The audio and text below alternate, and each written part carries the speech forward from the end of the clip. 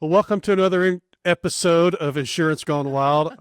I'm your host, Dennis Settlemeyer, and my lovely co-host, Stephanie Lancioni. Stephanie Lancioni. Man, what did I say right before we came on the air? What a week. What a week. Tuesday every time. should be the new Friday, because I am ready to call it a week by the time Tuesday afternoon comes around. That's fair. And, Monday. First week back. We're recording this first full week back from the holiday break, Christmas break in this particular case. And man, it has just been wild. I would tell you all about it, but that's not our subject for the day. So, but one of the things that I was getting last month from doctors and dentists and whoever else was on the health side of the industry. Hey, you need to use all of your HSA, FSA stuff before the end of the year so you don't lose it. Mm-hmm. Why were they asking me that? I mean, I know, but why were they asking? Yeah, so HSA, not as important because that does roll over and you can actually take it from you. So if you leave your work, you still have it. If you leave HSA plans, you still have it. So you just can't contribute anymore. But that FSA is that flexible spending account, and that is a use it or lose it. Mm-hmm. You may be able to roll some of it over. I think it's like $500 is the max you can roll over. Oh, okay. I didn't know that. I think, but it also depends on what the employer has decided. Mm-hmm. But typically, your flexible spending accounts are flexible, just not with when you use it. Yeah. So it expires.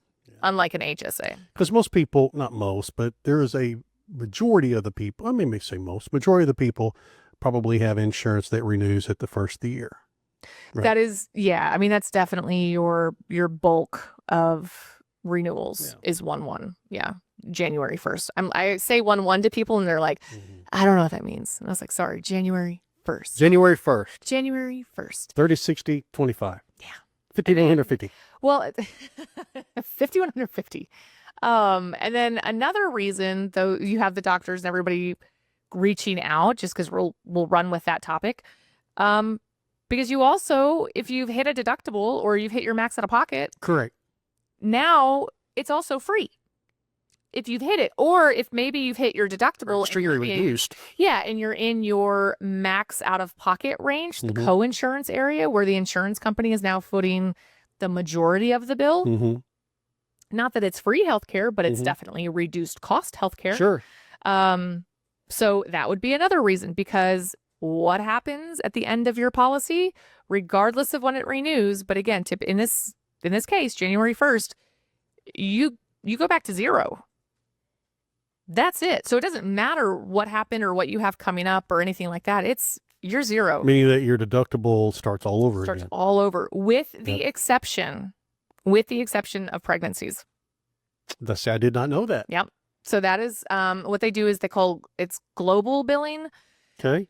So they know that not everyone necessarily is going to find out that they're pregnant. I mean, you're pregnant for 9 months. Sure. 9, 10, whatever you want to call it. But we'll go with the normal standardized 9-month pregnancy. And so you find out, and then you have all of this prenatal care, sonograms. There's a lot that goes into X-rays, but you don't have X-rays. Like, I feel like I'm drunk, but I'm not. It's water. But there's a lot that goes into it, right? You're testing if you've got. Threw your system off, didn't you? It really. I think can I get a sip of that? Like, what's going on here? But yeah, all of the different spiked fruit juice, all of the different testing that goes into it. If you're high risk, there's a lot. There's a lot. So I did not know that. Has it always been that way with the pregnancy that? I cannot speak to that, but I know since I've been having children, yes. Okay. So let's say it's been that way for let's say you're not due until May. Your deductible starts over in January 1. But you're saying that everything pregnancy related is still subject to the prior year's deductible. No, it's actually when you give birth. It's when you give birth. So what happens is... Oh, it accumulates. Yeah. So the way they're supposed to... Is it double dipping off last year's and this year's? I mean, You understand what I'm I saying? do understand what you're saying, but the way they code it should be in such a way that basically you're not getting penalized to say, hey, congratulations, you had a baby January 2nd. So all of your prenatal care, you maxed out. And now you had a baby and you've just maxed out again. So now this baby's cost you $20,000 opposed to 10, Sure. right? Or whatever your max out of pocket is. So again, there's a way to code it that I think I paid co-pays when I went. I don't know all of the ins and outs. It's been a long time since I've looked at that specifically, but they do make it where, okay, and when you are getting ready to give birth, your doctor will send you, hey, they'll call you and go through all of the billing things and say, hey, this is your anticipated Of course. they're gonna invoice, call you, da, da, yeah. da, da, da, and it's not like a week before you're due. I mean, they'll call you a couple months before and say, hey, just FYI, based on your plan, da, da, da, da, da, da. And in this May situation, if it's March and they can see that you're not expiring. So they'll be able to tell you exactly what you owe. It's interesting. I remember when we had our first kid back in Missouri, my wife was working for a company, a very large company that was self-insured. 90-10 Nice. split with $15 copays. Nice. So our first kid cost us like, I don't know, $200 out of pocket. Wow. So Yeah, I know that's different now. yeah. So No. when I was born, and I keep in mind, like, I'm the third. I have an older sister and an older brother. So by the time I come around, like, I'm kind of a spare, Sure. right? So just keep, right. Sure. So the hospital, like, pregnancy wasn't covered. So my parents had to pay out of pocket. And so the hospital, I'm born, and they're like, Mr. So-and-so, will you please, da, da, da, we need to go over the invoicing and the bills. And they're like, okay, well, you owe, $10,000, blah, blah, blah. And he's like, I can't do that. What can you accept right now? Like, can't write you a check for $10,000. And they were like, oh, no, sir. Like, we need that. We need the amount right now. And he was like, okay.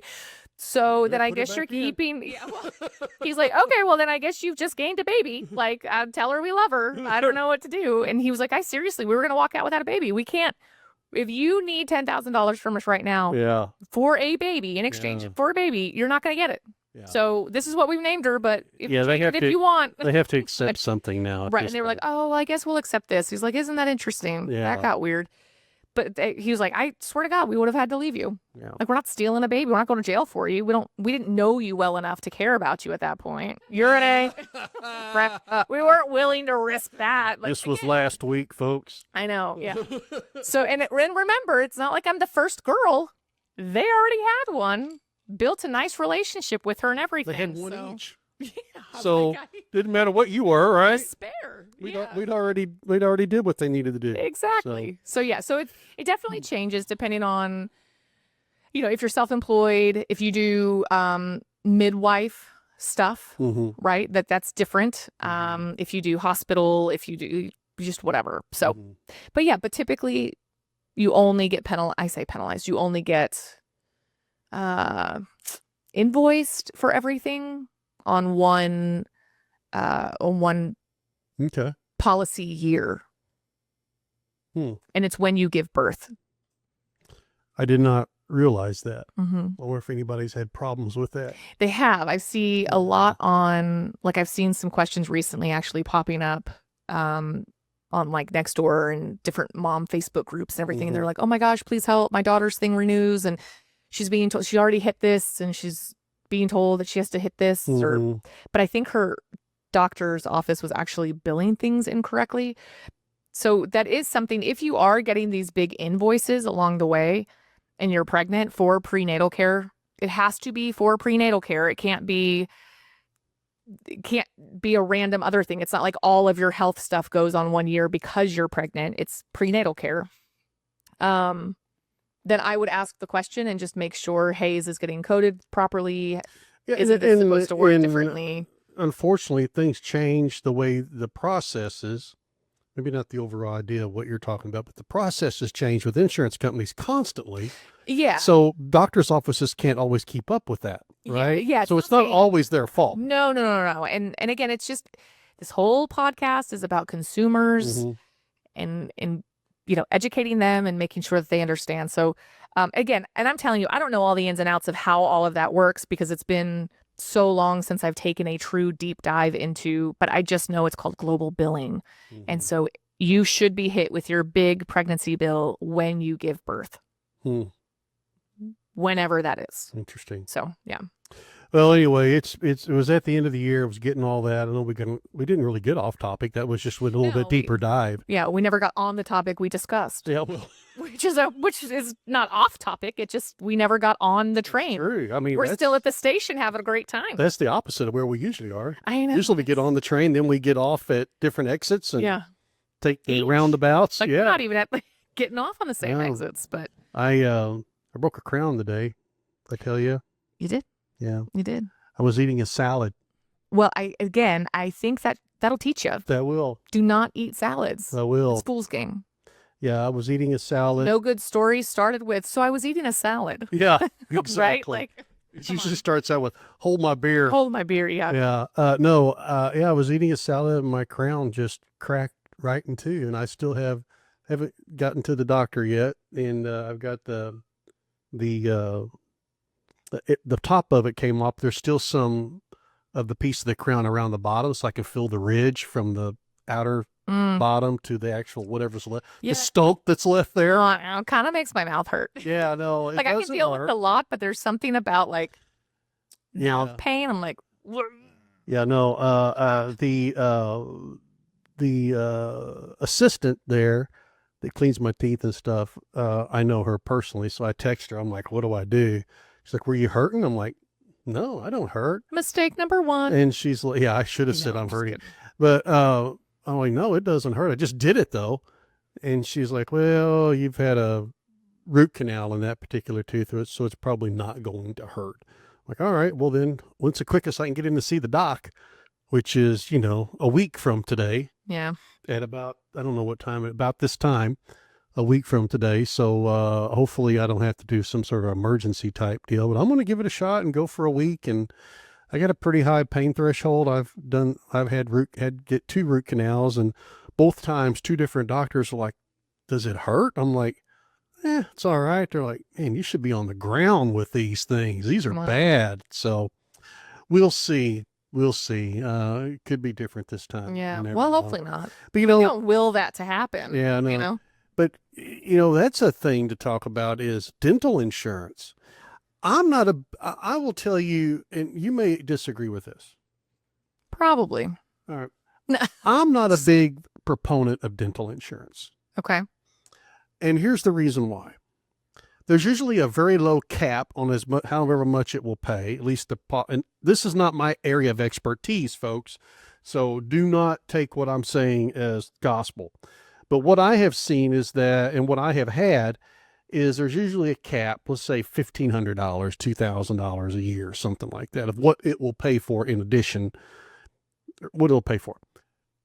But it'll give you 2 free cleanings a year. The cost of the dental insurance is probably a little more than those 2 cleanings would cost if you paid cash for them. All right? So which is say $200 with the X-rays and stuff. Okay. Everything. It's $200 a piece or something like that, right? So if the cap's out at $1,500, and I'm paying $400 or $500 a year for dental insurance, if I have something come up? I'm only saving $1,000, and I'm sitting there going, yeah, but I'm not going to spend an extra $1,000 every year. This is a racket to me. Dental insurance is a racket. Am I right or am I wrong? Yes. Okay. All right. So let's start by backing up for a second and then just saying where dental insurance is different from medical insurance. And you stated this, but just to kind of give perspective, where medical insurance, like your health insurance, will mitigate your financial exposure as the member, right? Mm-hmm. Your max out of pocket is $7,000. Mm-hmm. That means you as the member will only pay up to $7,000 for anything that could possibly happen. Sure. And the insurance company is going to pay the rest. Correct. Okay. Whether it's $100,000, $500,000, whatever. I have a max out of pocket. However you want to look at it. So I got a max out of pocket. So my financial exposure is limited. Mm-hmm. Where dental insurance is completely different. To your point earlier, is the insurance company has a capped, limited financial exposure. So you're paying this monthly premium, and the insurance company is saying your max benefit is $1,000, $1,500, $2,500, whatever that set limit is. So if you have I have a $1,500 dental plan. Mm-hmm. That is the maximum amount the insurance company will pay. You pay everything above.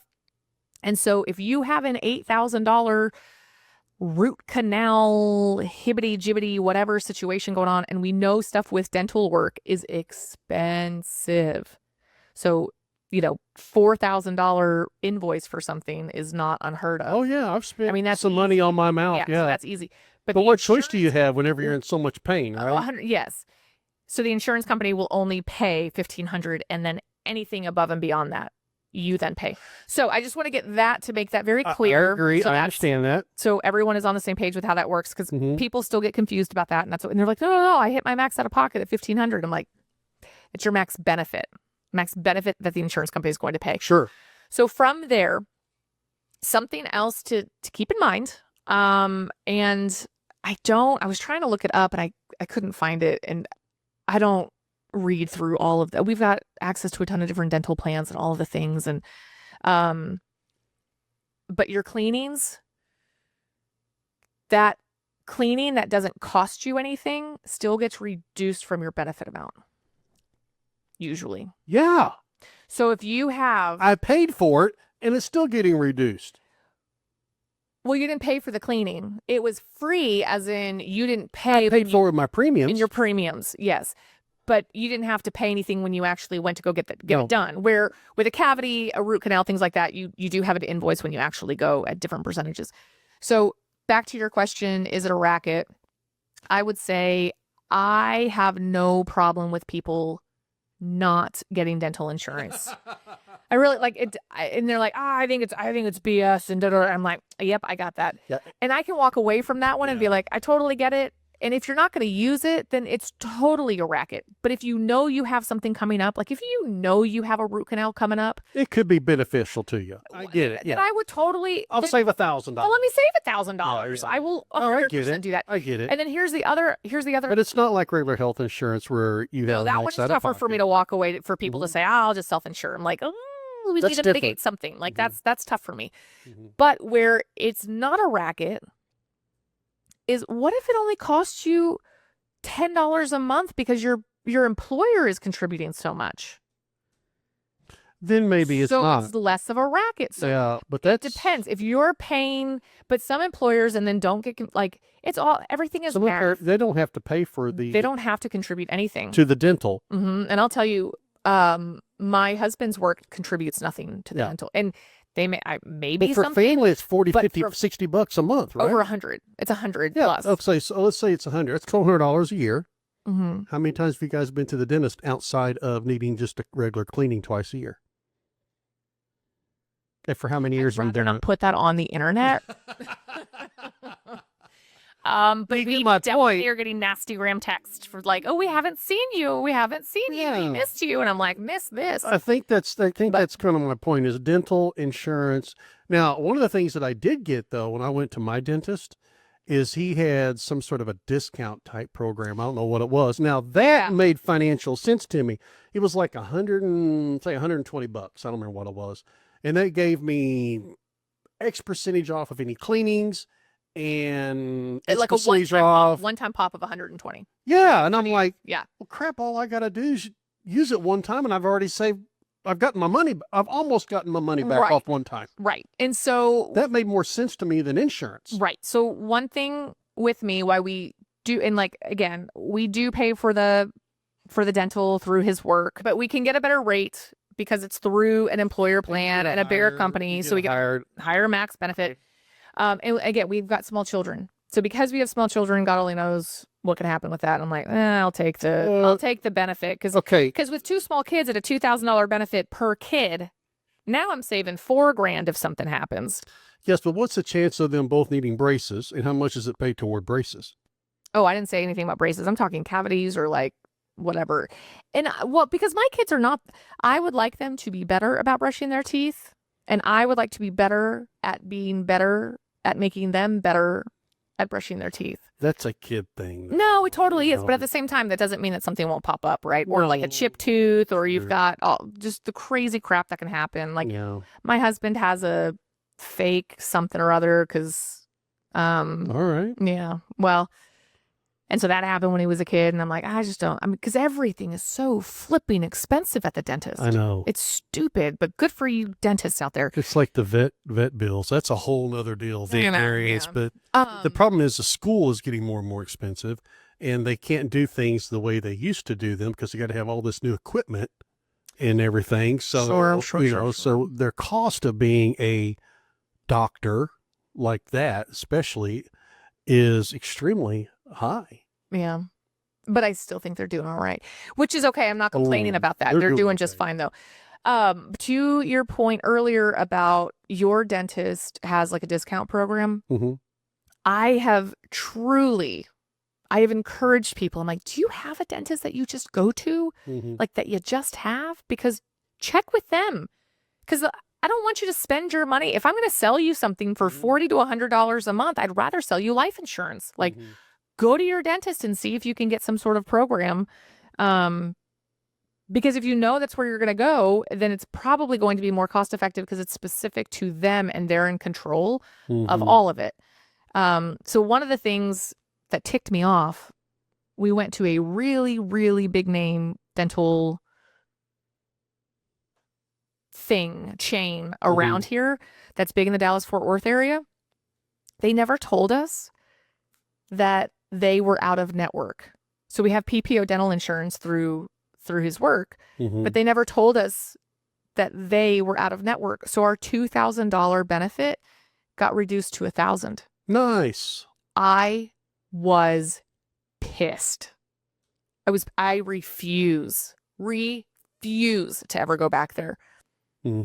So mad. I'm like, how do you not tell somebody, hey, no big deal, you are out of network, just so you know, now your benefit goes down. Awesome. So when we actually needed something to be done, they're like, oh, you've got $165 left on your benefit after your 2 cleanings and your something. Because the cleanings were way more expensive at that point. Oh, of course. Everything. I'm like, you pieces of work. I'm pissed. I was mad. So ask. Just because they take your insurance, ask to make sure they're in network. Yeah. Anyway, Yeah. that's my No, I get it. so I get stupid. it. But yeah, dental insurance to me is just, it's tough. It makes sense when it makes sense, and it doesn't when it Yeah. doesn't. I could see where it would. So you've got a family that has dental issues in the family ongoing, then yeah, it probably would make sense. But if you don't ever go to the dentist, or But if very you're not seldom gonna go, go, Yeah. that's the other issue. Like, even the paying for the cleanings, like, okay, but do you take your kids to the dentist? Because then you have wasted. Like, if you're not taking the kids or you to the dentist, like if you're not getting your cleanings, I will say it is really, really important to have good dental hygiene, because we talked about this on one, or at least maybe before we recorded one day, but your teeth are connected to everything in your body. Oh yeah, we did, because I had a chiropractor that tapped on your tooth. that does a special it's a particular type of therapy that he does, where he tapped on my tooth and he could make some muscle do something. If it did it, that meant he needed to adjust it, or if it didn't do it, that needed to mean he adjust something. I forget what it was. But Right. anyway, it did something to tell him what was going on with a particular muscle in my entire shoulder area. He just tapped on one of my teeth, and I'm like, that is weird. That's wizardry. And I have been going to chiropractors for a very long time, since I was a kid, because I hurt my back really bad. I very seldom go anymore, but I've had a lot of different types of techniques used on me. That was the first one, and it's phenomenal. I had no idea how it works.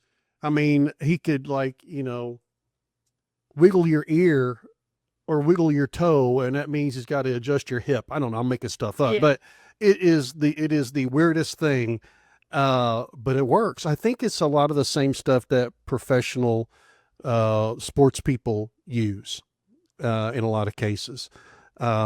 trying to determine which muscle. It gets very, very specific. Right. Because there's like so many muscles just in your shoulder. There's not just the deltoid. There's Right. muscles that connect over through here. And he could tell exactly which one it was by whatever he was doing. Yeah. Well, Weird. and yeah. So your teeth, yes. But it's all connected to your teeth. Your teeth. And we've had multiple family members and then just people we know in our like firsthand world, Mhm. where the dentist is who has found the signs of cancer. Mhm. So if your dentist isn't doing the tongue exam Mhm. to see if there are lumps or things or whatever, like that, they need to be doing that because Mhm. that is how you can figure out if you've got some form of like throat, oral, whatever cancer is where Mhm. as well. So, Well, that's why I it go. is- So like they check me because I smoke cigars. yeah, it isn't. Yeah.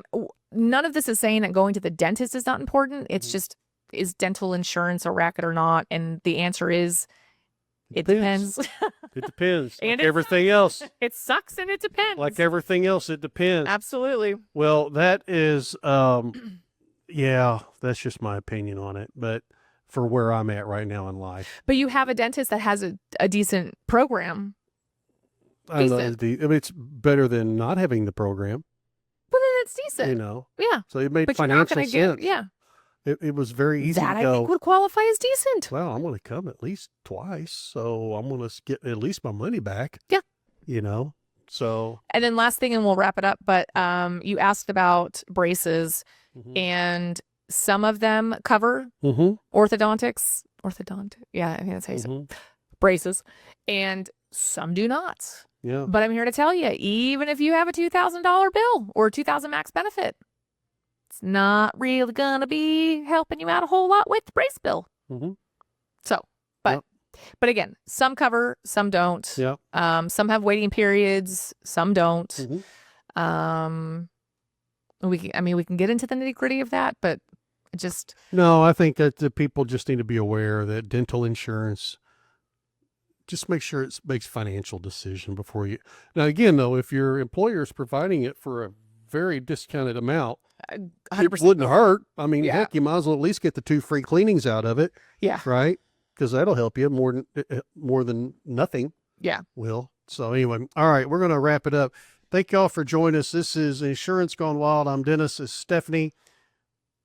You guys, some of you have been posting some comments.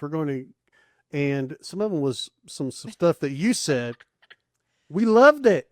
We loved it. Even So, though they didn't love me, we loved it. Hey, no publicity is bad publicity. That's right. Baby. I don't mind it. they were all over Stephanie about something. So anyway, you guys, if you have something you want to post as a comment or whatever particular media that you're listening to this on or watching this on, or you can email us, contact@igwpodcast.com, or you can even give us a call and ask for one of us, 817-753-0093. We'd love to hear from you. What? Yeah, and that's lovely, but let's do a little qualification on this. Don't call just to like yell. Like some of those people were a little angry, and that's totally fine. And by the way, I have a rebuttal to that as I drove 25 hours in the car in the past 5 days, and I'm here to tell you, Mama ain't wrong. Anyway, but yeah, if you're gonna do like a nasty gram comment, let's keep it online. Let's not call. No, all right. That's when people All right. get big and bad anyway, when they're hiding behind a screen. So it's fine. Right. Anyway, thank you all for joining us. We'll talk to you again.